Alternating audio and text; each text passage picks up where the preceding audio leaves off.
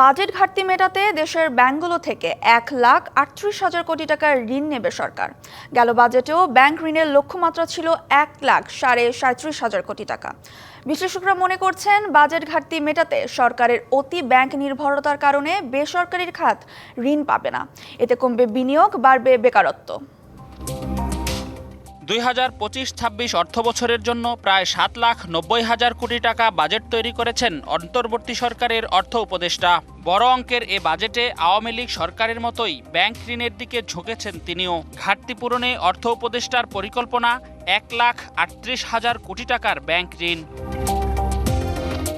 এর আগে চলতি 2024-25 অর্থবছরে 1,37,000 কোটি টাকার ব্যাংক ঋণের পরিকল্পনা করেছিলেন আওয়ামী লীগের অর্থমন্ত্রী আবুল হাসান মাহমুদ আলীও।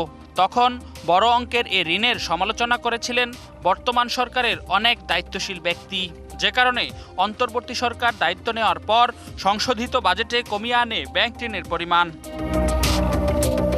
LME সার্টিফাইড বিশ্বসেরা কপারে তৈরি ওয়ালটন কেবলস, যা আপনার স্থাপনাকে রাখবে সব সময় নিরাপদ। এমনিতেই গেল ফেব্রুয়ারি পর্যন্ত বেসরকারি খাতের ঋণ প্রবাহ নেমেছে 6.82%, যা গত 21 বছরের মধ্যে সর্বনিম্ন। তবে মার্চে তা খানিকটা বেড়ে হয় 7.57%। বিশ্লেষকরা বলছেন, এ অবস্থায় সরকারের ব্যাংক ঋণ বাড়লে বিপাকে পড়বে বেসরকারি খাত।